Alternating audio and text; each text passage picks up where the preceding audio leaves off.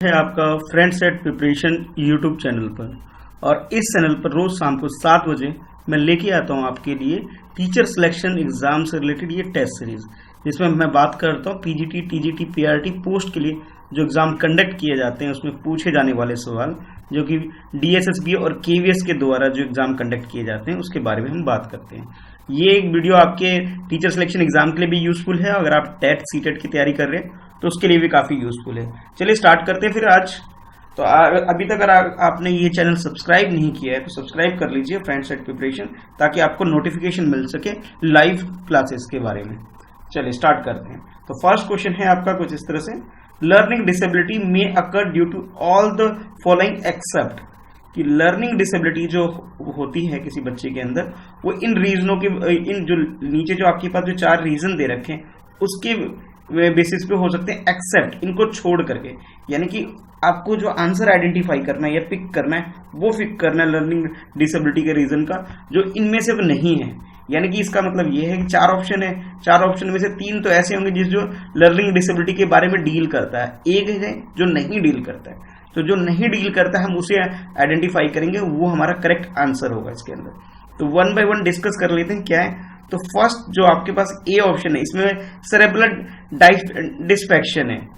इसके अंदर क्या होता है, सेरेब्रल डिस्फेक्शन के अंदर क्या होता है कि जो भी बच्चा है उसके दिमाग में या मानसिक रूप से कुछ ना कुछ प्रॉब्लम चल रही है। यानी कि वो बाकी जो बच्चा है, बाकी जो नॉर्मल जो स्टूडेंट है, नॉर्मल जो चाइल्ड है, उसके कंपैरिजन में इस बच्चे का मानसिक विकास प्रॉपर नहीं हुआ होगा, किसी कारणवश कोई बीमारी होगी, इस वजह से ये बात करता है। अच्छा, बी ऑप्शन में आपसे बोला गया इमोशनल डिस्टर्बेंस, यानी कि लर्निंग डिसेबिलिटी का एक रीजन क्या हो सकता है कि भी इमोशनली डिस्टर्ब रहता हो बच्चा। हो सकता है वो अपने पेरेंट्स के साथ ना रहता हो, या फिर उसे लव एंड केयर जो बच्चे को मिलना चाहिए वो नहीं मिल पा रहा। इस वजह से वो लर्निंग के डिसेबिलिटी कैटेगरी में बच्चा आ रहा है और वो प्रॉपर तरीके से लर्निंग के जो टारगेट उसे अचीव नहीं कर पा रहा है, ये एक रीजन बोला जा रहा है। सी में आपसे बोल रहा है कि बिहेवियर डिस्टर्बेंस, यानी कि उस बच्चे के अंदर जो बिहेवियर उसके अंदर डिस्टर्बेंस है। यानी कि अगर मान लीजिए उसे आप पढ़ा रहे हो, ठीक से पढ़ना नहीं चाह रहा है, जब आप कुछ बोलते हैं उसे इंस्ट्रक्शन को फॉलो नहीं करता है, तो ये एक रीजन हो सकता है उसकी लर्निंग डिसेबिलिटी के। और लास्ट जो डी ऑप्शन है, इसमें बोल रहे हैं कि कल्चर फैक्टर, यानी कल्चर फैक्टर का मतलब जो भी उसके घर के आसपास जो भी जिस सोसाइटी से बच्चा बिलोंग करता है उसके कल्चर से की वजह से, जो उसकी जो संस्कृति के लो, जो रीति रिवाज की वजह से वो पढ़ नहीं पा रहा, ये एक रीजन हो सकता है। तो करेक्ट आंसर क्या है, एक बार आप अटेम्प्ट करिए, फिर मैं बताता हूं आपको सही आंसर क्या है। तो आपने ये 4 ऑप्शन देखे, 4 ऑप्शन में कि लर्निंग डिसेबिलिटी के रीजन क्या हो सकते हैं, इसके बारे में हम लोगों ने थोड़ा सा डिस्कस किया। तो करेक्ट आंसर जो इस क्वेश्चन का है वो है डी, यानी कि कल्चरल फैक्टर ये नहीं हो सकता किसी भी बच्चे की लर्निंग डिसेबिलिटी का कारण। बाकी हो सकता है सेरेब्रल डिस्ट्रैक्शन हो सकता है, यानी कि मानसिक रूप से कोई बीमारी बच्चे का वो हो सकता है। इमोशनल डिस्टर्ब है बच्चा तो भी हो सकता है। कोई बिहेवियर डिस्टर्बेंस चल रहा है बच्चे के साथ तो ये भी हो सकता है। लेकिन कल्चर कोई फैक्टर नहीं है जो कि किसी बच्चे की लर्निंग डिसेबिलिटी का एक रीजन बने। तो देखते हैं नेक्स्ट क्वेश्चन। आप इस क्वेश्चन में आपसे बोला जा रहा है an inclusive school, inclusive school के बारे में डिस्कस किया जा रहा है, जहां पे सब कुछ मिला जुला कर, यानी कि बॉयज गर्ल्स सब एक साथ जब पढ़ते हैं उसके बारे में, उस स्कूल के बारे में बोला जा रहा है, यानी कि समावेशी स्कूल के बारे में बोला जा रहा है। तो आपके पास 4 ऑप्शन है, उससे रिलेटेड जो करेक्ट आंसर क्या हो सकता है आपको ये अटेम्प्ट करना है। तो फर्स्ट देख लेते हैं। फर्स्ट है आपके पास, is committed to improve the learning outcome of all student irrespective of their capability, यानी कि इंक्लूसिव स्कूल वो होता है, वो कमिटेड है बच्चों की लर्निंग को इम्प्रूव करने के लिए, उसके आउटकम को बेहतर बनाने के लिए, बिना इस चीज को ध्यान रखते हुए कि उसकी कैपेबिलिटी कैसी है, मतलब उसकी कैपेबिलिटी को साइड रख करके उसके जो इम्प्रूवमेंट लाने की कोशिश की जा रही है उसके लर्निंग के अंदर। ठीक है, अगर वो कैपेबल नहीं भी है तो भी उसे कैपेबल बनाया जाता है। इंक्लूसिव स्कूल के बारे में ये स्टेटमेंट आपको बोली गई है। बी स्टेटमेंट में आपसे बोला जा रहा है कि differentiate between student and sets less challenging achievement target for special able children, यानी कि इसमें क्या करता है, डिफरेंशिएट करता है। इंक्लूसिव एजुकेशन के अंदर क्या करता है, डिफरेंशिएट करता है जो नॉर्मल स्टूडेंट होता है, ठीक है, नॉर्मल स्टूडेंट और जो दूसरे स्टूडेंट होते हैं जो कि स्पेशल नीड वाले होते हैं, जो स्पेशल जो चाइल्ड जो होते हैं उसके कंपैरिजन में ये दोनों को डिफरेंशिएट कर देता है, दोनों को अलग अलग कहता है, और कहता है कि ये जो नॉर्मल स्कूल वाले उसमें लेस चैलेंजिंग है अचीवमेंट, उसमें स्पेशल नीड वाले, स्पेशल एबल्ड वाले जो बच्चों के कंपैरिजन में इसके अंदर क्या होता है, कम चैलेंज होता है, ऐसा बोला जा रहा है बी स्टेटमेंट के अंदर। सी स्टेटमेंट में आपसे बोला जा रहा है committed particularly to improve the learning outcome of special abled student, यानी कि इंक्लूसिव एजुकेशन जो होता है वो कमिटेड होता है पर्टिकुलरली जो स्पेशल नीड वाले जो बच्चे होते हैं, यानी स्पेशली जो एबल्ड स्टूडेंट होते हैं उसके परफॉर्मेंस को इंप्रूव करने के लिए ये कमिटेड होता है इंक्लूसिव स्कूल, ये बोला जा रहा है आपका सी स्टेटमेंट के अंदर। और डी स्टेटमेंट में आपसे बोला जा रहा है decides learning needs of student according to their disability, कि मतलब जो स्टूडेंट की डिसेबिलिटी के हिसाब से उनकी लर्निंग की जो जरूरत होती है, ठीक है, उसको पूरा करती है इंक्लूसिव एजुकेशन। तो आपको करेक्ट स्टेटमेंट इसके अंदर से क्या हो सकता है जो इससे रिलेटेड है इंक्लूसिव एजुकेशन से, वो बताना है। आई होप आप लोगों ने अटेम्प्ट कर लिया होगा। तो करेक्ट आंसर जो इस क्वेश्चन का है वो है फर्स्ट, यानी कि ए, कि inclusive education is committed to improve learning outcome of all the student irrespective of their capability, यानी कि उसके बैकग्राउंड क्या है, उसकी कैपेबिलिटी क्या है, उन सब चीजों को साइड करते हुए लर्निंग को इंप्रूव करने के लिए, लर्निंग आउटकम को इंप्रूव के लिए वो कमिटेड होता है स्कूल, जिसे हम कहते हैं इंक्लूसिव एजुकेशन। ठीक है, चलो देखते हैं अब नेक्स्ट क्वेश्चन। नेक्स्ट क्वेश्चन में बात की जा रही है गिफ्टेड स्टूडेंट के बारे में। गिफ्टेड स्टूडेंट से रिलेटेड ये 4 स्टेटमेंट आपके पास है, आपको करेक्ट स्टेटमेंट आइडेंटिफाई करना है और बाकी 3 जो गलत है उसको अलग करते हुए। तो देखते हैं फर्स्ट स्टेटमेंट क्या है आपके पास। ए में आपसे बोला जा रहा है need support not ordinary provided by the school, कि गिफ्टेड स्टूडेंट जो उनको जो सपोर्ट की जो जरूरत होती है वो ऑर्डिनरी स्टूडेंट से, ऑर्डिनरी स्कूल से नहीं प्रोवाइड किया जा सकता है, ऐसा बोला जा रहा है। अच्छा, बी में आपसे बोला जा रहा है, बी के अंदर आपसे बोला जा रहा है कि can manage their studies without a teacher, कि जो गिफ्टेड स्टूडेंट होते हैं वो अपनी स्टडी को मैनेज कर सकते हैं, पढ़ सकते हैं बिना किसी टीचर के, ये बोला जा रहा है। सी में आपसे बोल रहा है can be good model for other student, कि गिफ्टेड स्टूडेंट जो होते हैं वो दूसरे बच्चों के लिए एक रोल मॉडल का काम कर सकते हैं। और डी में बोला जा रहा है can not be learning disabled, कि जो गिफ्टेड स्टूडेंट है वो लर्निंग डिसेबल्ड नहीं हो सकते, ये बोला जा रहा है। तो करेक्ट आंसर आपके अकॉर्डिंग क्या आपको ये बताना है। तो जैसे मैं आपको बता रहा हूं, जैसे फर्स्ट जो है ये इसका करेक्ट आंसर है। अब जान लेते हैं करेक्ट क्यों है। जैसे इसमें बोला जा रहा है need support not ordinary provided by the school, यानी कि जो गिफ्टेड स्टूडेंट है उनको जो बाकी स्टूडेंट के कंपैरिजन में ऑर्डिनरी सपोर्ट की जरूरत नहीं होती, इनको अलग तरीके से सपोर्ट की जरूरत होती है। जैसे मान लीजिए नॉर्मल क्लासरूम में अगर टीचर पढ़ा रहा है, नॉर्मल टीचिंग हो रही है, तो क्योंकि उस बच्चे को वो सब चीजें पहले से आता है, इस तरह का अगर आप सपोर्ट देंगे भी तो उसके लिए यूजलेस है, क्योंकि ये सब चीजें तो वो खुद से भी कर लेता है। तो उसको कुछ एक्स्ट्रा चैलेंजिंग टास्क की जरूरत होती है गिफ्टेड स्टूडेंट को। यानी कि करेक्ट स्टेटमेंट जो हो गया, करेक्ट स्टेटमेंट हो गया आपका फर्स्ट, यानी कि ए स्टेटमेंट करेक्ट है। चलते अब नेक्स्ट क्वेश्चन की तरफ। तो नेक्स्ट क्वेश्चन ये है आपका, ये भी गिफ्टेड से रिलेटेड है कुछ, कि गिफ्टेडनेस इज ड्यू टू, कि जो गिफ्टेडनेस होती है यानी कि प्रतिभाशाली जो बच्चे होते हैं उसके अंदर जो प्रतिभा होती है उसके बारे में बोला जा रहा है कि वो किसकी वजह से होता है। तो फर्स्ट ऑप्शन है आपके पास ए, जेनेटिक मेकअप, यानी कि उनके जीन्स में ही उन्हें जेनेटिक फॉर्मेशन जब उस बच्चे का हुआ है, यानी कि जब बच्चा बाय बर्थ जब बच्चा हुआ तो उसको जीन में ही ये चीजें, ये गुण, ये फीचर्स ऑलरेडी उनके जीन में ही होता है, ऐसा बोला जा रहा है। बी में आपसे बोला जा रहा है इन्वायरमेंट मोटिवेशन, यानी कि जो इन्वायरमेंटल मोटिवेशन, यानी कि जो बच्चा जो है उसको जो गिफ्टेडनेस होने की वजह ये है कि इन्वायरमेंट में सिचुएशन उसको ऐसी मिली कि वो उसे मोटिवेट करने लग गया और इस वजह से वो ज्यादा हार्ड वर्क करने लग गया और गिफ्टेड बन गया। ठीक है, जो गिफ्टेड स्टूडेंट में जो फीचर होते हैं उसके इन्वायरमेंट के मोटिवेशन की वजह से उसके अंदर ये गिफ्टेडनेस वाली फीलिंग आती है। अच्छा, सी में बोला गया आपसे combination of first and second, यानी कि फर्स्ट यानी कि जेनेटिक और सेकंड यानी कि इन्वायरमेंट, दोनों ही फैक्टर का कॉम्बिनेशन होता है गिफ्टेडनेस के अंदर। यानी कि जो गिफ्टेड बच्चा है उसके अंदर जो प्रतिभा का जो मेन कारण जो होता है वो दोनों चीजें होती है, यानी गिफ्टेडनेस भी होती है के अंदर, जो जेनेटिक जो मेकअप है बच्चे का वो भी जरूरी है और साथ के साथ इन्वायरमेंट भी जरूरी है, दोनों चीज जरूरी है बच्चे के अंदर। और लास्ट में डी में आपसे बोला गया है कि साइकोलॉजिकल फैक्टर, कि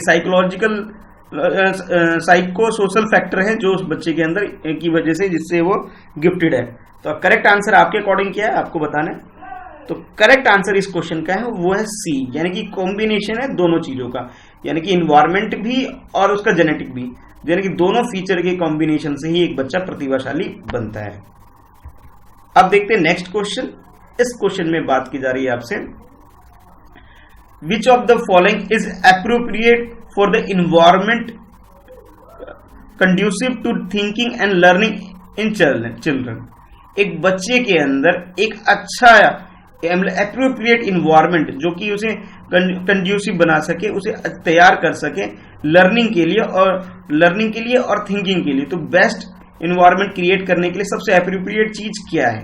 तो 4 ऑप्शन है आपके पास। ए में बोला गया आपसे कि passive listening for long period of time, यानी कि एक बच्चा अगर बहुत देर तक शांति से पैसिव होकर के अगर किसी बात को सुनता है, समझता है, तो वो सोचने के लिए और सीखने के लिए उसके लिए ये बेटर इन्वायरमेंट है, कंड्यूसिव इन्वायरमेंट क्रिएट होती है इससे। ये बोला जा रहा है ए में।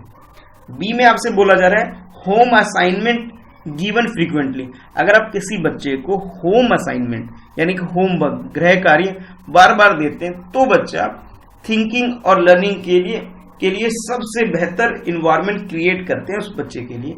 ये बोला जा रहा है ऑप्शन बी के अंदर।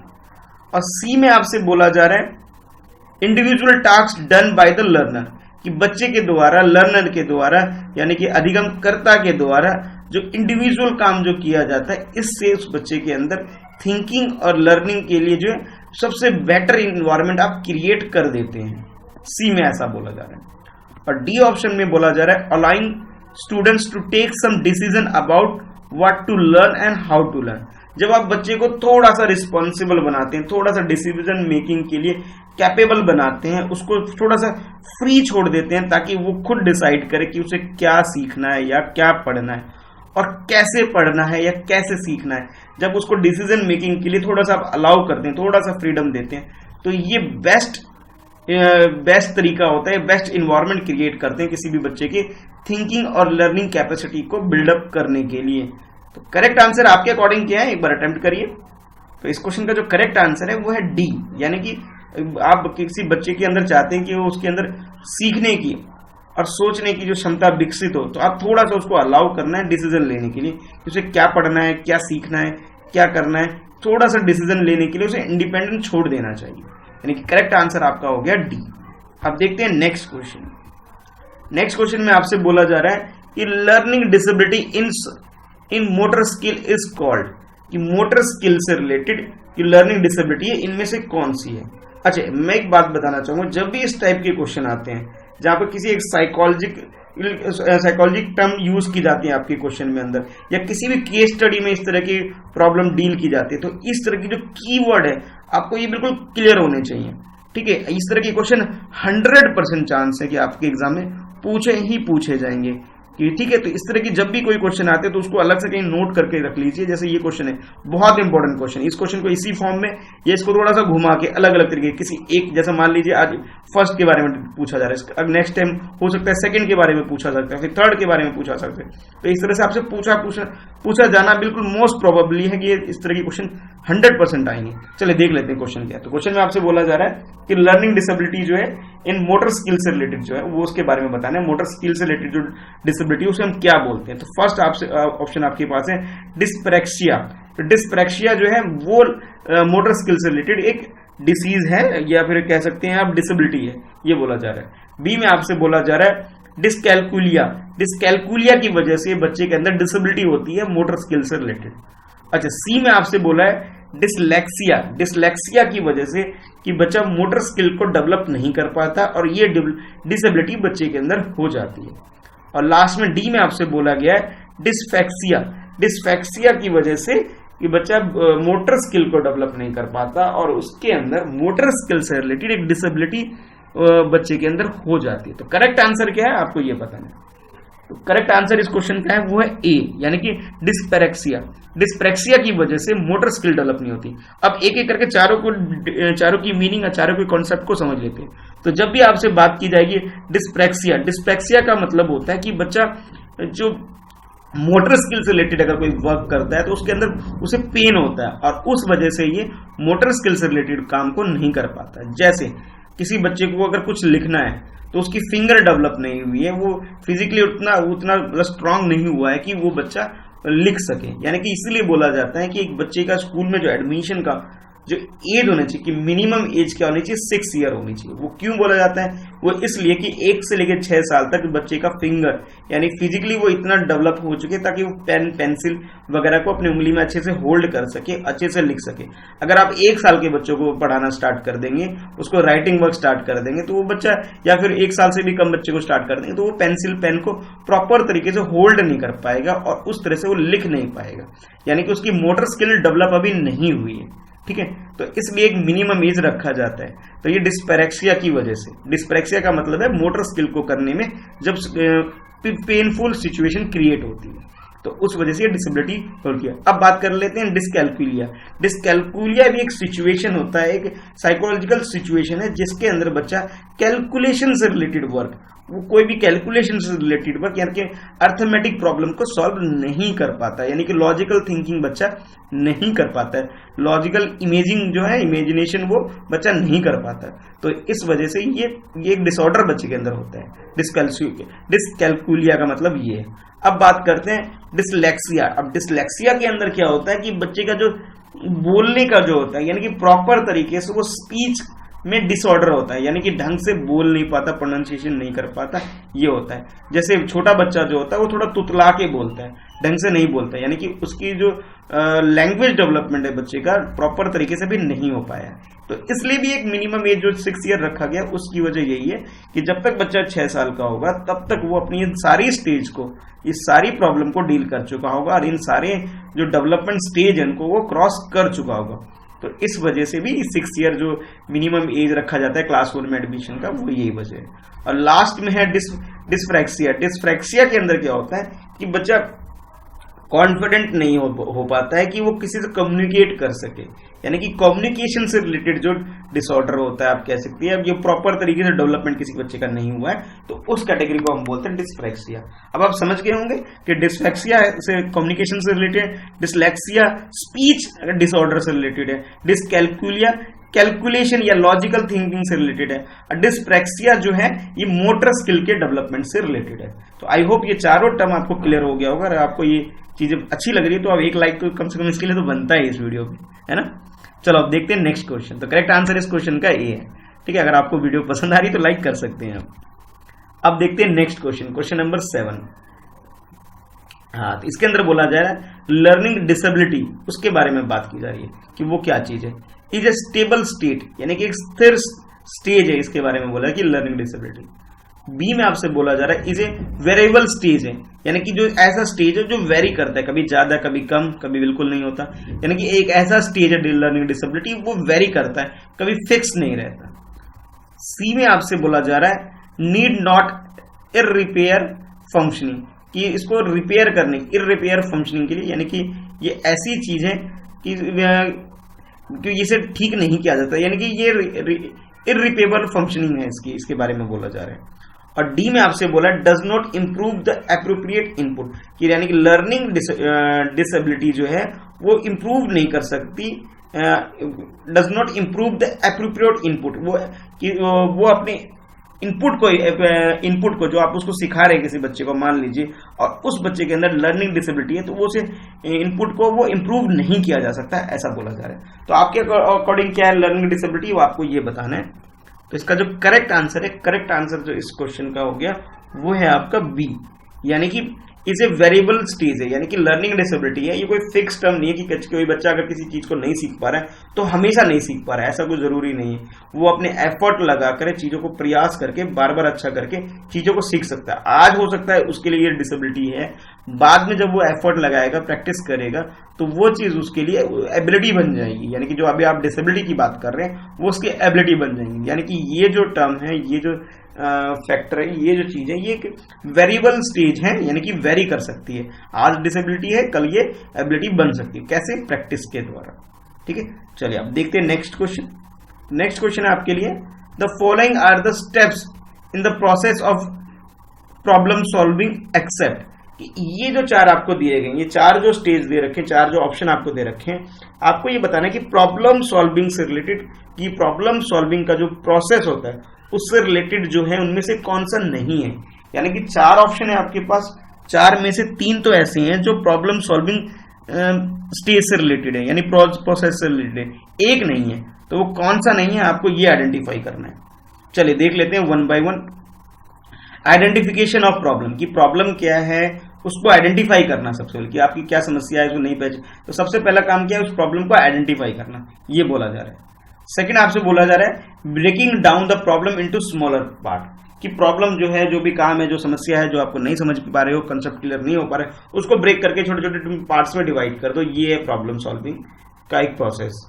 और सी में आपसे बोला जा रहा है एक्सप्लोर पॉसिबल स्ट्रेटजी, इस प्रॉब्लम को सॉल्व करने के लिए स्ट्रेटजी, आपकी रणनीति क्या हो सकती है, पहले उसको एक्सप्लोर करोगे और फिर उसके बाद जो बेस्ट होगा उसको चूज करके सॉल्व करोगे प्रॉब्लम को, ये बोला जा रहा है सी ऑप्शन में। और डी ऑप्शन में आपसे बोला जा रहा है एंटिसिपेट आउटकम, यानी कि उस प्रॉब्लम को सॉल्व करने के लिए एंटिसिपेट करना है ताकि कोई एक आउटकम, यानी कि आपको रिजल्ट मिल सके, प्रॉब्लम सॉल्व हो सके। तो आपके अकॉर्डिंग क्या है जो प्रॉब्लम सॉल्विंग का प्रोसेस नहीं है, तो आपके पास ये चार ऑप्शन है, क्वेश्चन को एक बार अच्छे से अटेम्प्ट करिए। तो इस क्वेश्चन का जो करेक्ट आंसर है, इस क्वेश्चन का करेक्ट आंसर है आपके लिए बी, यानी कि breaking down the problem into smaller part, कि छोटे छोटे पार्ट में डिवाइड नहीं किया जाता है प्रॉब्लम सॉल्विंग, बल्कि उसके अंदर क्या करता है पहले प्रॉब्लम को आइडेंटिफाई किया जाता है, फिर उसके possible strategy, possible way of solution क्या हो सकते हैं उसके बारे में एक्सप्लोर किया जाता है, और फिर लास्ट में किसी एक को पिक करके जो भी आपको बेस्ट लिख रहा है उस पर एंटिसिपेट किया जाता है ताकि एक आउटकम, यानी कि उस प्रॉब्लम का सोल्यूशन हमें मिल सके, उसके ऊपर काम किया जाता है। तो करेक्ट आंसर जो इस क्वेश्चन का हो गया, करेक्ट आंसर आपका हो गया बी, जिसके अंदर ये बोला जा रहा है कि प्रॉब्लम को ब्रेक किया जाता है, ये प्रॉब्लम सॉल्विंग का पार्ट नहीं है। ठीक है, चलो अब देखते हैं नेक्स्ट क्वेश्चन। नेक्स्ट क्वेश्चन में आपसे बोला जा रहा है अ टीचर शुड, एक टीचर को क्या करना चाहिए उसके बारे में बता रहा है कि a treat error committed by the student as blunder and take serious note of each error, कि टीचर को क्या करना चाहिए जब कोई बच्चा कोई एरर करता है, कोई गलती करता है, ठीक है, उसको ट्रीट करना जो ब्लंडर की तरह, बहुत बड़ी त्रुटि या गलती माननी चाहिए और उसको सीरियसली उसको नोट करना चाहिए, हर एक एरर को, हर बच्चे की हर गलती को नोट करना चाहिए और उसे महागलती कह सकते हो, बहुत बड़ा ब्लंडर मान लेना चाहिए, ये बोला जा रहा है ऑप्शन ए के अंदर। ऑप्शन बी में आपसे बोला जा रहा है कि teacher should measure success as a number of time student avoid making mistake, कि आपको टीचर एज ए टीचर आपको ये मेजर करना चाहिए कि भाई अगर उसका सक्सेस को इस तरह से मेजर कर सकते हैं कि कितनी बार बच्चा अवॉइड करता है मिस्टेक करने की, यानी कि जो बच्चा सबसे ज्यादा मिस्टेक को अवॉइड करने से, तो वो उसको आप सक्सेस का रेट मान सकते हो, ये बोला जा रहा है। यानी कि बच्चा ऐसा होना चाहिए जो कि एरर बिल्कुल ना करे, तो अगर ऐसा बच्चा आपको मिलता है तो वो क्या है, वो आपका सक्सेस है, वो बच्चे का सक्सेस का रेट आप उसे डिसाइड कर सकते हो, ये बोला जा रहा है। नेक्स्ट बोला जा रहा है सी ऑप्शन में, सी ऑप्शन में आपसे बोला जा रहा है not correct student while they are trying to communicate idea, जब कोई बच्चा कोई आइडिया लेकर के कोई अपनी विचार, अपने कोई आइडियाज आपके सामने प्रेजेंट करता है, तो इमीडिएटली उसी टाइम आपको उसको करेक्ट नहीं करना चाहिए, बल्कि उसको पहले बोलने देना चाहिए, उसके आइडियाज को आपको सुनना चाहिए, फिर बाद में आप उसे उसके बारे में उसे मॉडिफाई, उसको गाइड कर सकते हैं, लेकिन उसे तुरंत करेक्ट नहीं करना चाहिए, पहले उसे बोलने का, अपने विचार को रखने का, इनोवेटिव थिंकिंग के लिए उसे मोटिवेट करना चाहिए, उसे तुरंत करेक्ट नहीं करना चाहिए, ये बोला जा रहा है ऑप्शन सी के अंदर। ठीक है, और डी के अंदर आपसे बोला जा रहा है ऑप्शन डी के अंदर कि focus more on lecturing and providing foundation for knowledge, कि एज ए टीचर आपको क्या करना चाहिए, लेक्चर मेथड यूज करना चाहिए, किसी को समझाते रहना चाहिए, एक्सप्लेन करना चाहिए, बस बोलते रहना चाहिए, ताकि आप बच्चे के अंदर नॉलेज के लिए एक फाउंडेशन, ज्ञान के लिए एक फाउंडेशन, एक बेस तैयार कर सके, कि भाई सब कुछ आपको ज्ञान बताना है, ये फैक्ट के रूप में बताते जाना है, ये बोला जा रहा है एज ए टीचर को ये काम करना चाहिए। तो आपके अकॉर्डिंग सही आंसर क्या हो सकता है, क्वेश्चन को अटेम्प्ट करिए कि एक टीचर को क्या करना चाहिए, बेस्ट चीज क्या हो सकती है टीचर के लिए, बीइंग ए टीचर आप क्या करेंगे, आप अपने बारे में बताइए। तो करेक्ट आंसर जो इस क्वेश्चन का है, करेक्ट आंसर इसका सी है, यानी कि जब कोई बच्चा आपके सामने कोई आइडियाज लेकर के आता है, ठीक है, कुछ नई चीज इनोवेशन के लिए आपके पास आके आपसे कम्युनिकेट करता है, तो उस टाइम बच्चे को करेक्ट नहीं करना चाहिए, उस टाइम ये नहीं बोलना चाहिए कि बेटा ये गलत है ये सही है, उस टाइम उसको बोलने देना चाहिए, उसे मोटिवेट करना चाहिए इस तरह की चीजों के लिए, क्योंकि नई चीज जब कोई इनोवेशन होता है तब कुछ ना कुछ तो मिस्टेक होगी और उसके बाद उसे रेक्टिफाई किया जाएगा, उसे इमीडिएट उसको रोकना नहीं चाहिए, उसे टोकना नहीं चाहिए, उसे तुरंत एकदम करेक्शन नहीं है। मान लीजिए कोई बच्चा स्टेज पे जा रहा है और मान लीजिए स्टेज पे जाता है और फिर वो कुछ गलतियां करता है, इमीडिएट नहीं होता, तो उसी टाइम उसकी बेइज्जती नहीं करनी चाहिए, इंसल्ट नहीं करनी चाहिए। उसे पहले उसे परफॉर्मेंस जो भी वो परफॉर्म कर रहा है उसे करने देना चाहिए। बाद में उसे आप बोल सकते हैं कि बेटा इस चीज को ये करना था या ये करना था, ये चीज ऐसे बेस्ट तरीके से होता है, इस तरह का। अगर आप पहली बार ही उसे मना कर देंगे तो नेक्स्ट टाइम वो बच्चा कभी भी न्यू आइडियाज को लेकर के आपसे कम्युनिकेट करेगा ही नहीं। ठीक है, तो करेक्ट आंसर जो हो गया, करेक्ट आंसर इसका हो गया सी हो गया इसका करेक्ट आंसर। अब देखते हैं नेक्स्ट क्वेश्चन। तो नेक्स्ट क्वेश्चन में केस स्टडी है, केस स्टडीज को समझते हैं। और मैं कई बार बोल चुका हूं आपसे कि केस स्टडी को अच्छे से पढ़िए, क्योंकि केस स्टडी से रिलेटेड क्वेश्चन तो पूछे जाते हैं। ये कुछ जो 2-4 चीजें जो टॉपिक है जो आपको बिल्कुल एकदम अच्छे से प्रिपेयर कर लेना चाहिए। केस स्टडी हो गया, कोई साइकोलॉजिकल टर्म है, कोई थ्योरी है, ये 2-4 चीजें जो है हमेशा क्वेश्चन में पूछा ही जाएगा। किसी भी पेपर को उठा लीजिए, किसी भी साल के पेपर को उठा लीजिए, आपको ये क्वेश्चन मिलेगा, चाहे वो टेट का एग्जाम हो, सीटेट का एग्जाम हो, या टीजीटी, पीजीटी, पीआरटी कि किसी भी टीचिंग एग्जाम के लिए आप अपेयर हो रहे हैं, किसी भी बोर्ड हो, स्टेट बोर्ड हो या डीएसएसबी हो या यूपी पीसीएस से जो एग्जाम कंडक्ट किए जाते हैं, यूपी टेट कंडक्ट किए जाते हैं, रिट एग्जाम कंडक्ट किए जा रहे हैं या फिर आरटेट कंडक्ट किया जा रहा है। आप किसी भी स्टेट में चले जाइए, कहीं भी सेंटर का या स्टेट का, हर एग्जाम में आपसे केस स्टडी वाला क्वेश्चन और किसी भी साइकोलॉजिकल टर्म से रिलेटेड क्वेश्चन, और थर्ड जो मैं आपसे बताने जा रहा हूं कोई भी थ्योरी, इन 3-4 चीजों को कॉम्बिनेशन बना के आपसे क्वेश्चन 100% पूछा जाएगा। तो इन सब के लिए स्पेशल तैयारी आपकी होनी चाहिए। चलिए आप देख लेते हैं क्वेश्चन को। Seema is desperate to score A+ grade in an examination. As she enters the examination hall and the examination begun, she becomes extremely nervous. एक बच्ची है जिसका नाम सीमा है, वो A+ स्कोर करना चाहती है, उसके लिए डेस्परेट है, बहुत उत्साहित है कि मुझे करना है ऐसा सोच के। और जब वो एग्जामिनेशन हॉल में एंटर करती है तो एकदम क्या होता है, जैसे एग्जाम स्टार्ट होता है तो सी बिकम एक्सट्रीमली नर्वस, वो बहुत नर्वस हो जाती है। हर फीट गो कोल्ड, उसके पैर बड़े ठंडे पड़ जाते हैं। Her heart start pounding and she is unable to answer properly, मतलब हार्ट बीट बढ़ गई बच्चे की, थोड़ा पैर ठंडे पड़ जाते हैं और उससे नर्वसनेस फीलिंग हो जाती है इस तरह से बच्चे के अंदर।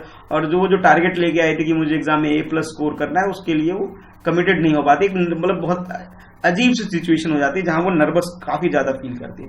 तो आपको ये बतानी है कि the primary reason for this is that, इसके लिए जो सबसे मेन कारण है वो क्या है जिसकी वजह से ये इस तरह की सिचुएशन उस बच्चे के साथ हो गया है, वो जो बच्ची इस तरह से क्यों फेस कर रही है, जो ये टारगेट लेके आई थी A+, लेकिन एग्जामिनेशन हॉल में जो नर्वस होने की वजह क्या है आपको ये बताना है। तो आपके पास 4 ऑप्शन है, एक एक करके डिस्कस कर लेते हैं। फर्स्ट में आपसे बोला जाए, यानी कि ए ऑप्शन में आपसे बोला जाए, she may not be very confident about her preparation. हो सकता है वो अपनी प्रिपरेशन को लेकर कॉन्फिडेंट नहीं है, इस प्रिपरेशन को लेकर के, इस वजह से वो ऐसा फेस कर रही है। अच्छा, बी में आपसे बोला जा रहा है, she may be thinking excessively about the result of this examination. वो रिजल्ट के बारे में बहुत ज्यादा एक्सेस होकर के जो सोच रही, शायद इस वजह से वो नर्वस का शिकार हो रही है बच्ची। सी आपसे बोला जा रहा है, invigilator teacher on duty may be her class teacher and she is very strict teacher. हो सकता है कि जो इन्विजिलेटर है, यानी कि जो ड्यूटी पे जो टीचर आए वो उनकी क्लास टीचर हो और वो जो मैडम बड़ी स्ट्रिक्ट है, इस बात को लेकर के वो नर्वस हो गई है।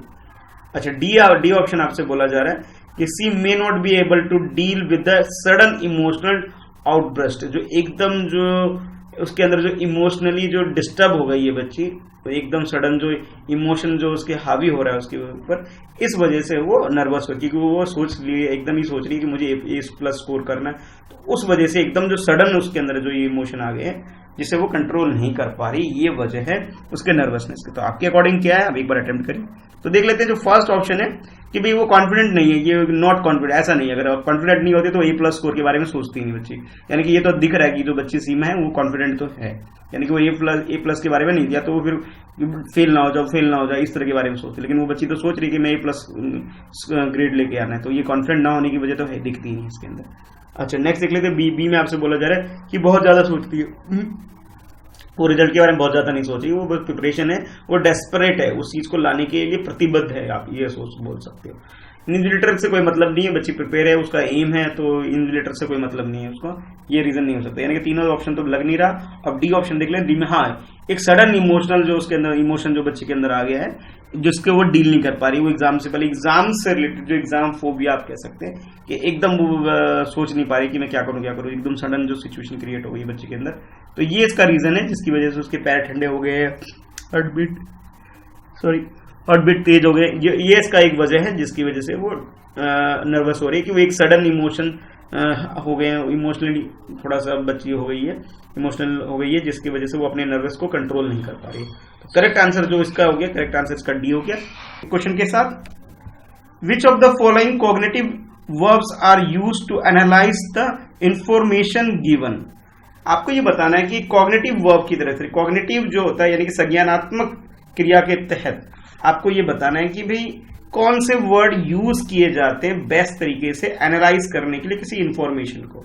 तो आपके पास 4 ऑप्शन है, और फर्स्ट ऑप्शन आपका ए है identify, B differentiate, C classify and D describe. ये कुछ 4 साइकोलॉजिकल टर्म्स हैं जो यूज किए जाते हैं किसी भी इंफॉर्मेशन को एनालिसिस करने के लिए। तो आपको बताना है कि भाई ये कॉग्निटिव वर्ब के लिए कौन सा यूज किया जाता है। करेक्ट आंसर आपको बताना है। एक बार आप अटेम्प्ट करिए क्वेश्चन को। तो इसका जो करेक्ट आंसर है इसका बी, यानी कि डिफरेंशिएट।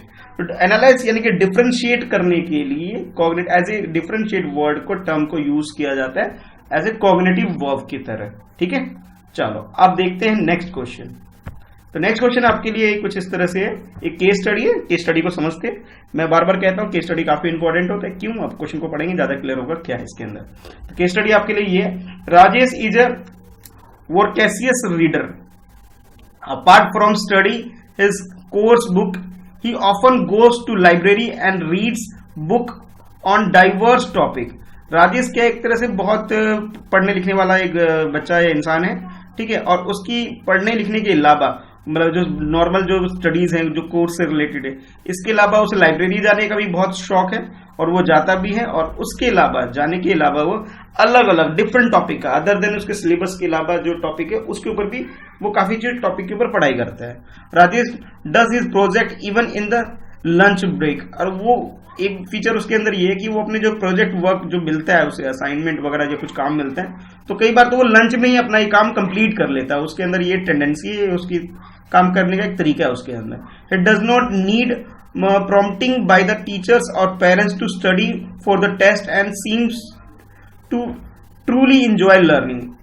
तो मतलब इस जो राजेश है, इसके मतलब एक फीचर मैंने आपको बताया कि उसे पढ़ने का शौक है, दूसरा ये एक लाइब्रेरी जाने का शौक है, लाइब्रेरी में अलग अलग डिफरेंट टॉपिक को पढ़ने का शौक है। अच्छा, इसके अलावा वो लंच ब्रेक में ही या ड्यूरिंग लंच ये क्या करता है, अपने प्रोजेक्ट वगैरह जो काम वगैरह मिलता है उसे निपटा लेता है, कंप्लीट फिनिश कर देता है। और उसको कभी ये कहने की जरूरत नहीं पड़ती किसी भी टीचर को या उसके पेरेंट्स को, कभी कहने की जरूरत नहीं पड़ती कि बेटा टेस्ट आ रहे हैं, एग्जाम आ रहे हैं, इसकी पढ़ाई कर लो, प्रिपरेशन कर लो। वो खुद ही कर लेता है। यानी कि कहने का मतलब वो काफी सिंसियर लग रहा है ऐसे मतलब उसके बिहेवियर को देख करके, है ना कुछ। तो आपको ये बताना है कि ही कैन, तो आपको इसको डिस्क्राइब करना है इस राजेश के बारे में कि कैसा बच्चा है या कैसा स्टूडेंट है ये। Rajesh can be best describe as an, तो आप उसको बेस्ट तरीके से कैसे डिस्क्राइब कर सकते हो राजेश को, राजेश के बारे में इतनी इंफॉर्मेशन जानने के बाद। तो फर्स्ट ऑप्शन आपके पास है तो फैक्ट सेंटर्ड लर्नर, कि वो फैक्ट के ऊपर इंफॉर्मेशन के ऊपर बेस्ड पढ़ने वाला एक लर्नर है, ये बोला गया फर्स्ट ऑप्शन में।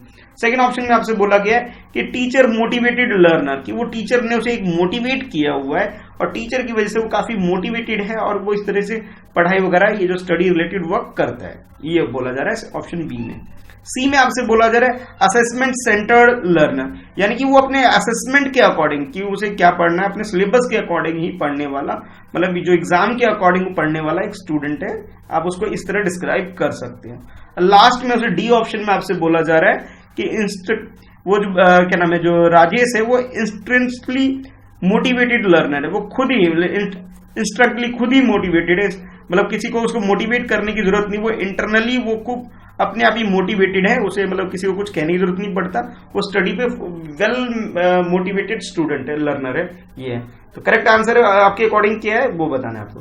तो इसका जो करेक्ट आंसर है, चारों में जो बेस्ट आंसर जो पिक कर सकते हैं हम लोग, वो कर सकते हैं डी। क्यों? क्योंकि वो खुद से ही कर लेता है सारे काम, यानी कि उसमें फैक्ट सेंटर तो है, फैक्ट सेंटर के अलावा वो क्या है, डाइवर्स टॉपिक के भी अदर देन सिलेबस भी पढ़ लेता है, तो फर्स्ट तो नहीं हो पाएगा। सेकंड वाला टीचर को मोटिवेट करने या बोलने की जरूरत नहीं पड़ती, खुद ही पढ़ लेता है। और सिर्फ असेसमेंट बेस नहीं पढ़ता वो, उसके अलावा भी, यानी अदर देन सिलेबस के अलावा भी वो स्टडी करता है, यानी कि खुद से मोटिवेटेड है, इंटरनली मोटिवेटेड है, और डाइवर्स टॉपिक पे भी वो पढ़ाई करता है अपनी। तो करेक्ट आंसर इसका डी हो गया। चलिए अब देखते हैं नेक्स्ट क्वेश्चन। तो नेक्स्ट क्वेश्चन में आपके लिए क्या है, जरा पढ़ते हैं इस क्वेश्चन को, समझते हैं पहले। Children in a pre primary get satisfaction from being allowed to discover, कि प्री प्राइमरी में किसी बच्चे को सेटिस्फेक्शन होती है बीइंग अलाउड टू डिस्कवर, कि उसे कुछ खोजे, ढूंढने के लिए कुछ काम देता है तो मिलता है तो बड़ा खुश होते हैं। They become distress when they are discourage and they do so due to their motivation to. मतलब जो बच्चे जो प्राइमरी से पहले के जो छोटे बच्चे जो होते हैं, मतलब बिल्कुल लिटिल किड जो होते हैं, उन्हें अगर आप कुछ डिस्कवर करने का, कुछ बाहर निकल के ढूंढने डालने इस तरह का काम दोगे तो बड़े खुश होते हैं। लेकिन जब आप इस सब चीजों के लिए मना करते हैं तो काफी डिस्करेज होते हैं। तो आपको ये बताना है कि दे बोलते हैं they do so due to their motivation to, वो ऐसा क्यों करते हैं आपको ये बताना है। जब आप बाहर के कुछ काम के लिए, यानी कि गेम्स वगैरह में ले जाइए तो बहुत इंजॉय करते हैं, और अगर आप उसे गेम्स वगैरह के लिए अलाउड नहीं करते हैं तो थोड़ा डिस्करेज हो जाते हैं। तो आपको ये बताना है ये ऐसा क्यों होता है, किस मोटिवेशन, किस वजह से ऐसा होता है, आपको ये बताना है। तो आपके पास चार ऑप्शन है कि भाई फर्स्ट ऑप्शन आपके पास ये रिड्यूस देयर इग्नोरेंस, कि ऐसा वो मतलब जो डिस्करेज हो रहे हैं कि उनका जो मोटिवेशन लेवल की वजह से जो ऐसा हो रहा है कि जब आप उसे बाहर ले जाते हो बहुत मोटिवेटेड होते हैं, डिस्कवर करते हैं, जब अंदर ले बोलते हैं नहीं अब आउटर एक्टिविटी अलाउड नहीं करते तो वो डिस्करेज हो जाते हैं। तो ऐसा क्यों होता है, इसके ऊपर ऑप्शन है। तो पहला बोला है reduce and their ignorance, reduce करते हो जब आप इग्नोरेंस करते हो, जब उसकी वजह से। बी में आपसे बोला जाए एफिलिएट विद द क्लास, जब वो उसके कक्षा के अनुसार कमरे के अंदर जब पढ़ाते हो, इसकी वजह से ऐसा होता है। अच्छा, थर्ड सी में आपसे बोला जा रहा है कि create disorder in the class में डिसऑर्डर, यानी कि डिसिप्लिन रिलेटेड इशू क्रिएट करने लग जाते हैं बच्चे। अच्छा, डी में आपसे बोला जा रहा है कि वे एक्सरसाइज देयर पावर, फिर वो क्या करते हैं कि अपने पावर को डिस्प्ले करते हैं, कुछ क्या नाम है, जो बाहर जो होता है वो इजिली अपने सारे काम कर सकते थे, इंजॉय कर सकते थे, तो क्लासरूम में या फिर उनको जो आप डिस्करेज जो कर दिया वो उसको पसंद नहीं आ रहा है। तो यानी करेक्ट ऑप्शन आपके अकॉर्डिंग क्या है, आपको ये बताना है। तो चार ऑप्शन आपको दे दिए गए, चार ऑप्शन में से बेस्ट आंसर क्या है बताओ। तो करेक्ट आंसर इस क्वेश्चन का है वो फर्स्ट, यानी कि रिड्यूस देयर इग्नोरेंस, कि हमें क्या करना चाहिए, उनके ये जो है क्या किया हम लोगों ने, उसके रिड्यूस कर दिया उसके इग्नोरेंस को, यानी कि जो डिस्करेज क्यों हो गए, क्योंकि आप उसे छोटे बच्चे को बाहर नहीं ले जा रहे, तो फिर वो थोड़ा सा हो सकता है क्या नाम है, आपने क्या कर दिया उसके इग्नोरेंस करने लगे बच्चे को, उनके जो मोटिवेशन का जो आप पहले दे रहे थे उसे बाहर ले जाकर उसे जो एक सेटिस्फैक्ट्री लेवल का जो था जिसे आप बाहर नहीं ले जा रहे हो, तो जिस वजह से वो जो मोटिवेशन उसके अंदर क्या हो रहा है, रिड्यूस हो रहा है और इग्नोरेंस हो रही है उसके अंदर। ठीक है, चलो अब देखते हैं नेक्स्ट क्वेश्चन। क्वेश्चन नंबर 4 आपके लिए ये है, understanding human growth and development enable a teacher to, जब आप एक एज ए टीचर जब आप ह्यूमन ग्रोथ एंड डेवलपमेंट के बारे में जान जाते हो, ठीक है, ह्यूमन ग्रोथ कैसे हो रहा है, डेवलपमेंट कैसे होता है, इस इश्यू को अगर आप समझ लेते हो, इस टॉपिक बहुत क्लियर है आपका, कहने का मतलब है साइकोलॉजिकल पार्ट अगर आपके टीचर से रिलेटेड जो एजुकेशन आप रिसीव करते हो, ट्रेनिंग कोर्स करते हो, उसमें अगर आप ग्रोथ एंड डेवलपमेंट की नॉलेज अगर आपको है तो उससे आपको क्या फायदा है, क्या आपको एनेबल करे, बीइंग ए टीचर आपके लिए कैसे यूजफुल है, उसके बारे में पूछा जा रहा है। तो चार ऑप्शन है आपके पास, वन बाय वन देख लेते हैं भी क्या है। फर्स्ट ऑप्शन है आपके पास gain control of learners emotion while teaching, तो जब आपके पास ग्रोथ एंड डेवलपमेंट की नॉलेज है, इंफॉर्मेशन है आपके पास, अगर आप अच्छी नॉलेज रखते हैं तो इससे आप क्या कर सकते हैं कि स्टूडेंट के इमोशन को कंट्रोल कर सकते हो, और उसके इमोशन को कंट्रोल करने के लिए आपके पास एक एज होगा, आपके पास एक फायदा रहेगा आपको कि आप उसके इमोशन पे कंट्रोल कर सकते हो, ये बोला जा रहा है ए ऑप्शन में। बी ऑप्शन में आपसे बोला जाए be clear about the teacher teaching diverse learner, की आप जो डाइवर्स लर्नर जो होते हैं, जो नॉर्मल क्लासरूम से अलग हटके जो होते हैं, यानी कि जो स्पेशल नीड वाले जो चिल्ड्रन होते हैं, उसको पढ़ाने में आप जो पढ़ाने में बड़ा क्लियर हो गया, आपको उसको कैसे डील करना है उसके बारे में आपको काफी नॉलेज होगी और उनको आप बहुत अच्छे से टैकल कर सकते हो, ये ऑप्शन बी में बोला जा रहा है आपसे। सी में आपसे बोला जा रहा है tell student how they can improve their lives, कि आप छात्रों को, स्टूडेंट को ये बता पाओगे आप कि वो कैसे अपनी लाइफ को इम्प्रूव कर सकते हैं, मतलब अपने बेटर ग्रोथ एंड डेवलपमेंट एक बच्चा कैसे कर सकता है, उसके बारे में आप बच्चों को जानकारी दे सकते हो और इस तरह से उनका जो अच्छे से विकास आप करने में उनकी हेल्प कर सकते हो, ऐसा बोला जा रहा है सी में। अच्छा, डी में आपसे बोला जा रहा है कि प्रैक्टिस और टीचिंग इन अनबेस्ड वे, यानी कि अनबेस्ड, बिना किसी पक्षपात के, यानी कि निष्पक्ष होकर के आप टीचिंग अपनी कर सकते हो अगर आपको ग्रोथ एंड डेवलपमेंट की अगर नॉलेज होगी तो करेक्ट आंसर आपके अकॉर्डिंग क्या है, एक बार अटेम्प्ट करिए। तो इस क्वेश्चन का जो करेक्ट आंसर है, करेक्ट आंसर है इसका बी, यानी कि be clear about the teaching diverse learner. Growth and development की अगर आपको प्रॉपर नॉलेज है, प्रॉपर अंडरस्टैंडिंग आपके अंदर है, तो जो डाइवर्स बच्चे, यानी कि नॉर्मल स्टूडेंट को तो कोई भी पढ़ा सकता है, कोई भी टीचर पढ़ा देगा, लेकिन जिस टीचर के पास ये अच्छी सी नॉलेज होगी ग्रोथ एंड डेवलपमेंट की, वो उनको एनेबल करती है, स्किलफुल बना देती है टीचर को, कि जो डाइवर्स लर्नर होते हैं, जो क्लास में जो डिफरेंट लर्नर जो होते हैं, जो उनके बारे में, यानी कि जो स्पेशल नीड वाले बच्चे होते हैं, उनको भी आप बहुत इजीली टैकल कर सकते हो, उनके बारे में आप बहुत क्लियर होते हैं कि उनको कैसे पढ़ाना है, कैसे उनको कंट्रोल करना है और कैसे उनको, मतलब उनकी ग्रोथ के लिए आप हेल्प कर सकते हो, आप बड़े क्लियर होते हैं इस चीज को लेकर के। ठीक है, तो चलते हैं फिर नेक्स्ट क्वेश्चन की तरफ। तो नेक्स्ट क्वेश्चन आपके पास ये, विच one of the following is true. आपको ये बताना इन चारों में से कौन सी बात सही है। तो करेक्ट स्टेटमेंट यानी ट्रू स्टेटमेंट आपको आइडेंटिफाई करना है, इसमें ट्रू स्टेटमेंट कौन सा है इस क्वेश्चन के अंदर। चलो पढ़ लेते हैं कि करके चारों स्टेटमेंट क्या है। तो फर्स्ट स्टेटमेंट आपके पास है, development and learning are unaffected by the socio culture context, कि सोशल और जो कल्चरल जो एक्टिविटी होती है, वो सब चीजें जो हमारे समाज में चल रही होती है, इसका डेवलपमेंट से कोई लेना देना नहीं है, ये बोला जा रहा है स्टेटमेंट फर्स्ट, यानी कि स्टेटमेंट 1 यानी ऑप्शन 1 में बोला जा रहा है आपसे। बी में आपसे बोला जा रहा है, student learn only in a certain way. जो स्टूडेंट होते हैं एक निश्चित तरीके से, एक सर्टन तरीके से सीखते हैं और उसको कोई डाइवर्स तरीका नहीं होता सीखने का, कोई एक तरीका होता है फिक्स, उसी तरीके से सीखते हैं, ऐसा बोला जा रहा है। सी में आपसे बोला जा रहा है, play is a significant for cognition and social competition, कि जो प्ले है यानी खेलना, जो है खेलने से क्या होता है, बहुत इसका एक बहुत मेन रोल है, एक सिग्निफिकेंट रोल है इसका कॉग्निशन के लिए और सोशल कंपटीशन के लिए, यानी कि अपने अनुभूति करने के लिए और अपने क्या नाम है सामाजिक, मतलब अपने खुद के बारे में भी और सामाजिक क्षमताओं के बारे में भी ये काफी यूजफुल है खेलना, प्ले। ठीक है, ये बोला जा रहा है ऑप्शन सी के अंदर।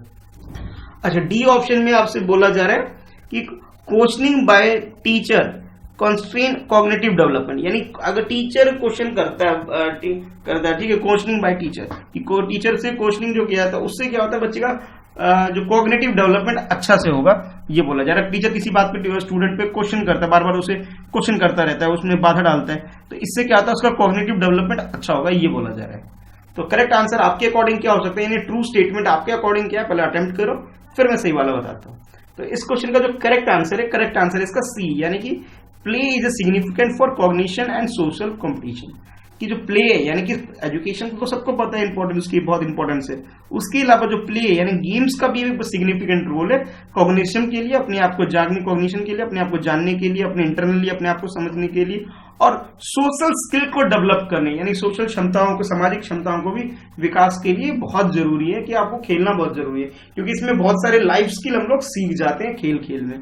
ठीक है, तो ये भी बहुत इंपॉर्टेंट पार्ट है, यानी करेक्ट आंसर जो ट्रू स्टेटमेंट है वो सी हो गया।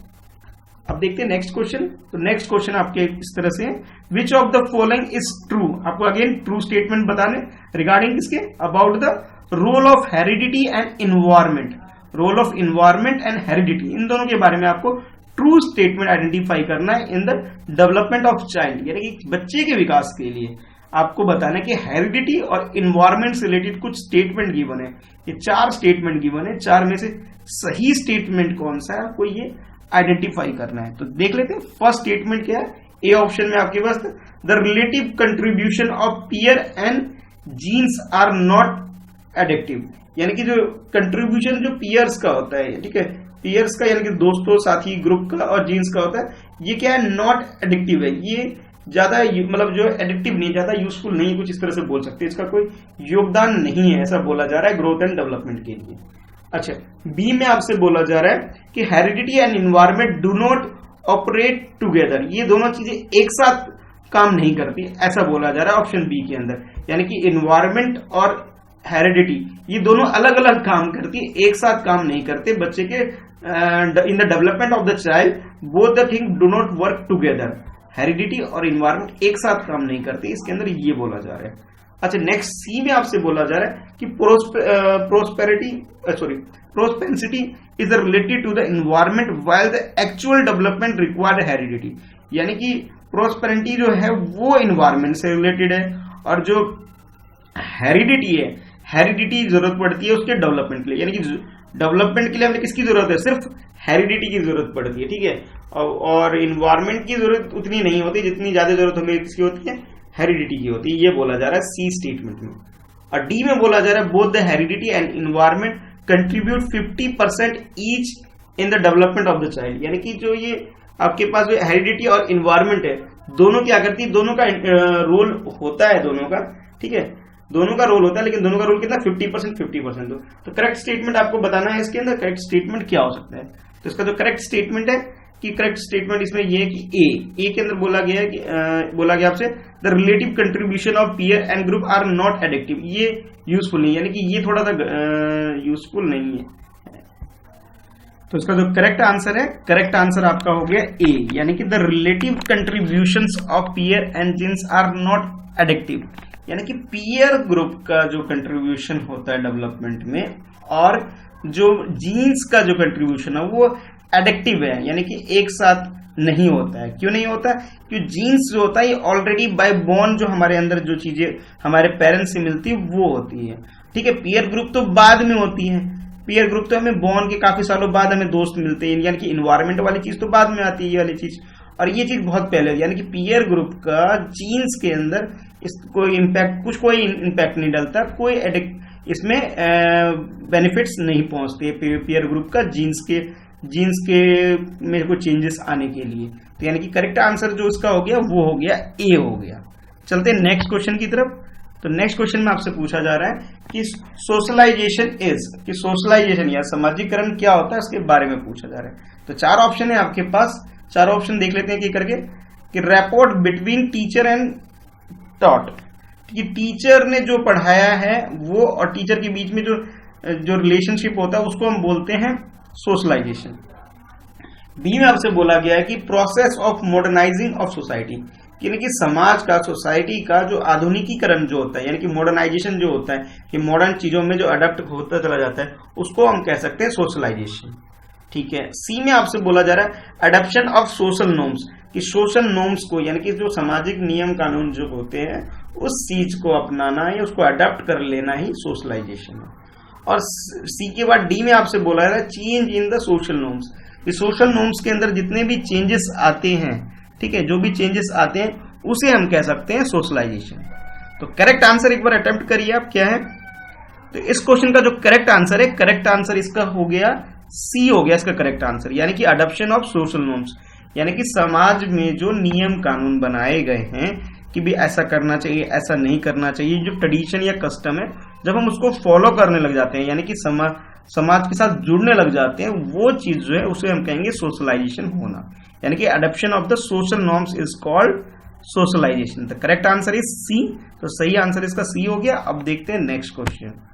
तो नेक्स्ट क्वेश्चन देख लेते हैं क्या है, केस स्टडी जैसा क्वेश्चन लग रहा है मुझे, तो एक बार पढ़ता हूं फिर समझाता हूं क्या है इसके अंदर। तो इस क्वेश्चन के अंदर है आपके लिए अ पीटी टीचर, एक पीटी टीचर के बारे में है। A PT teacher wants her student to improve fielding in the game of cricket, कि क्रिकेट का जो गेम होता है उस गेम के अंदर एक पीटी टीचर चाहता है कि जो उसके स्टूडेंट है उस फील्डिंग के पार्ट को अच्छे से करे, मतलब फील्डिंग अच्छी करे, कहने का मतलब है मैच में बैटिंग बॉलिंग और फील्डिंग करना 3 पार्ट होते हैं क्रिकेट के अंदर, जैसा आप जानते हैं, ठीक है। तो उसमें बोला जा रहा है कि फील्डिंग को इंप्रूव करने के लिए पीटी टीचर कुछ करना चाहता है, उसके बारे में पूछा जा रहा है आपसे।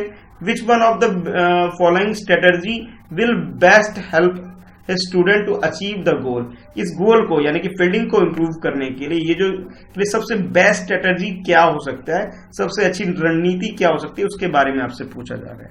तो 4 ऑप्शन है आपके पास, 4 में से एक ऑप्शन सही होगा, बाकी 3 गलत होंगे। आपको करेक्ट ऑप्शन आइडेंटिफाई करना है। तो first option is tell student how important it is for them to learn to field, कि फील्डिंग करना कितना जरूरी है, इसकी इंपॉर्टेंस स्टूडेंट को बताई जानी चाहिए, तब जाके वो फील्डिंग इंप्रूव हो जाएगी, ये बोला जा रहा है। बी में आपसे बोला जा रहा है कि explain the logic behind the good fielding and rate of success, कि भी ये बीच में जो लॉजिक है कि अच्छी फील्डिंग की और सक्सेस के बीच में जो लॉजिक है, यानी मैच जीतने और फील्डिंग अच्छी होने के बीच में जो लॉजिक है उसको समझाएगा टीचर, तो जाके फील्डिंग अच्छी होगी, ये बोला जा रहा है। सी में आपसे बोला जा रहा है कि demonstrate fielding while student observe, जब वो स्टूडेंट को किसी चीज को ऑब्जर्व करता है तभी उसे टीचर को ही फील्डिंग करके बार बार दिखाना चाहिए कि फील्डिंग की कैसे जाती है। और डी में ऐसा बोला जा रहा है, डी ऑप्शन में, कि give student a lot of practice in the fielding, कि अगर फील्डिंग इंप्रूव करना चाहते हो तो सबसे बेस्ट तरीका ये है स्टूडेंट को कि भी उसको प्रैक्टिस करने का मौका दो। जितनी ज्यादा प्रैक्टिस कराओगे उतने ज्यादा वो अच्छी फील्डिंग के लिए जो स्किल्स है उसको वो डेवलप कर पाएगा, अच्छे से फील्डिंग इंप्रूव कर पाएगा। तो आपके अकॉर्डिंग करेक्ट आंसर क्या हो सकता है ये बताना है आपको। As a games teacher as उसे क्या करना चाहिए, बेस्ट सोल्यूशन आपके अकॉर्डिंग क्या है अब ये बताइए। तो करेक्ट आंसर जो इसका हो सकता है वो करेक्ट आंसर इसका डी है, यानी कि एज ए टीचर स्ट्रेटेजी क्या अपनानी चाहिए, उसको बहुत सारी प्रैक्टिस करानी चाहिए फील्डिंग की, जिससे फील्डिंग इंप्रूव होगा। हाँ, डेमोन्स्ट्रेशन करा सकते हो, पर डेमोन्स्ट्रेशन तो टीचर ही करेगा, अगर वो काम स्टूडेंट करे, क्योंकि मैच तो स्टूडेंट को खेलना है, ठीक है, तो स्टूडेंट का इंप्रूव करना चाहिए। डेमोन्स्ट्रेशन दे सकते हो बट फील्डिंग इंप्रूव तो भाई स्टूडेंट के द्वारा ही होगी, यानी कि उसकी प्रैक्टिस जरूरत है। आप उसको कितने भी एक्सप्लेन करते रहिए, कितना भी डेमोन्स्ट्रेशन देते रहिए और कितनी भी थ्योरीज बताते, लॉजिक बताते रहिए, जब तक आप बच्चे से खुद फील्डिंग नहीं कराएंगे तब तक फील्डिंग इंप्रूव नहीं होगी। यानी कि फील्डिंग इंप्रूव करने के लिए स्टूडेंट को हमें काफी चांस यानी कि प्रैक्टिस सेशन देने पड़ेंगे, ठीक है। तो नेक्स्ट क्वेश्चन देखते हैं। नेक्स्ट क्वेश्चन आपके लिए है, a teacher wishes to help her students to appreciate multiple view of the situation. एक टीचर चाहती है कि भी उसके जो स्टूडेंट है किसी सिचुएशन के लिए मल्टीपल व्यू सिचुएशन मिले उसको उस चीज को समझने के लिए, ठीक है, ये बोला जा रहा है। She provide her students multiple opportunity to debate on this situation in different group. तो वो क्या करती है टीचर अपने स्टूडेंट को मल्टीपल अपॉर्चुनिटी प्रोवाइड करती है डिबेट के द्वारा सिचुएशन, ताकि वो डिफरेंट ग्रुप के साथ उसे मौका देती है ऐसा करने के लिए। तो आपसे ये पूछा जा रहा है कि अकॉर्डिंग टू वाइगोत्स्कीज पर्सपेक्टिव, आपको वाइगोत्स्की के पर्सपेक्टिव के हिसाब से बताना है कि जो टीचर जो है जो वो चाहता है कि स्टूडेंट के अंदर डिफरेंट यानी मल्टीपल व्यू आए कि सिचुएशन को अलग अलग तरीके से समझने की जो क्षमता वो टीचर चाहती है कि डेवलप हो बच्चे में, और उसके लिए वो काफी उसको अपॉर्चुनिटी भी मल्टीपल अपॉर्चुनिटी भी प्रोवाइड करती है, अलग अलग सिचुएशन क्रिएट करके डिबेट्स के द्वारा अलग अलग सिचुएशन को इन डिफरेंट अलग अलग ग्रुप बना के जो टीचर प्रैक्टिस करा रही है बच्चों का। तो इन बातों को ध्यान में रखिए, आपको बताना है कि वाइगोत्स्की के पर्सपेक्टिव से आपको बताना है कि हर स्टूडेंट विल डैश, उसके जो स्टूडेंट होंगे वो डैश होंगे various view and develop multiple perspective of the situation of there on. ये जो डैश है बीच में क्या आएगा आपको बताना है, इसके बारे में बताना है कि उसके स्टूडेंट में कि वो डैश जो फिल जो आपको करना है वो बताना है कि इन चारों में से क्या करेक्ट वर्ड होगा। तो various view to develop the multiple perspective of the situation of their own, कि उस स्टूडेंट के बीच में जो चीजें डेवलप होगी वाइगोत्स्की के अकॉर्डिंग क्या चीज डाली जाएगी स्टूडेंट के अंदर वो बताना है आपके। तो आपके पास जो चार ऑप्शन है वो कुछ इस तरह से। फर्स्ट ऑप्शन में इंटरनलाइज यानी कि खुद के अंदर उस चीज को डालना यानी कि आत्मसात कर लेना, ये बोला जा रहा है। बी में आपसे बोल रहा है कंस्ट्रक्ट, उस चीज का निर्माण करना, उस सिचुएशन को क्रिएट करना। सी में आपसे बोलना जा रहा है ऑपरेशनलाइज यानी कि उस चीज को चलाना एक तरह से, या उस चीज को करना ये बोल सकते हो, ठीक है, यानी कि परिचालन करना या फिर चलाना इस तरह कह सकते हो। और डी में आपसे बोला जा रहा है कि रैशनलाइज यानी लॉजिकल बन पाएगा बच्चा, ये बोला जा रहा है। तो आपके अकॉर्डिंग करेक्ट आंसर क्या हो सकता है, एक बार अटेम्प्ट करिए फिर मैं बताता हूँ। तो करेक्ट आंसर जो इस क्वेश्चन का यानी कि जो ब्लैंक को जो फिल करना है, तो करेक्ट आंसर इसका ए हो जाएगा। वो ए क्यों आप बताओगे, अब जब आप बच्चे को वैरायटी ऑफ सिचुएशन के लिए तैयार करना चाहते हैं तो उसे वैरायटी ऑफ अपॉर्चुनिटी देंगे तो वो डिफरेंट एक ही सिचुएशन को अलग अलग डायरेक्शन से अलग अलग दृष्टिकोण से बच्चा समझ पाएगा, यानी कि हर किसी के पॉइंट ऑफ व्यू को वो इंटरनलाइज कर पाएगा, अपने अंदर आत्मसात कर पाएगा। तो करेक्ट आंसर जो हो जाएगा, करेक्ट आंसर हमारा हो जाएगा ए इज द करेक्ट आंसर, ठीक है। वो अलग अलग लोगों क्या सोचते हैं उसकी जगह अपने आप को खुद को रख करके उस सिचुएशन को बच्चा समझ पाएगा, ठीक है। अच्छा, नेक्स्ट क्वेश्चन है, क्वेश्चन आपके लिए ये है कि Sita has learn to eat rice and dal with her hand.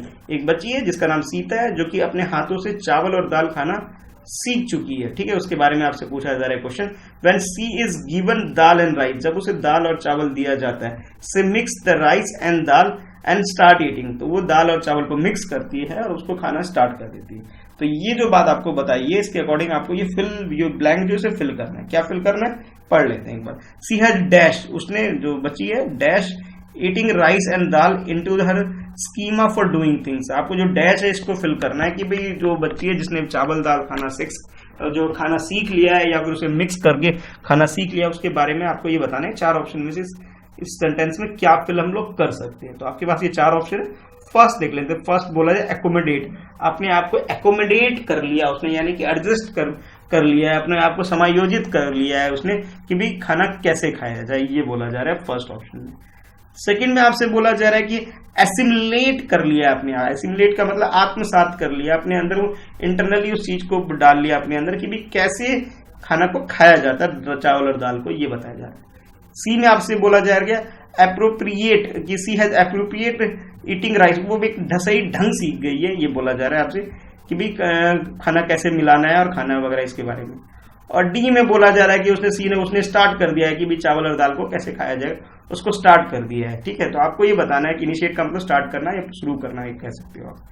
तो करेक्ट आंसर आपके अकॉर्डिंग क्या है, एक बार बताइए करेक्ट आंसर क्या हो सकता है। अटेम्प्ट करो, करेक्ट आंसर क्या हो सकते हैं।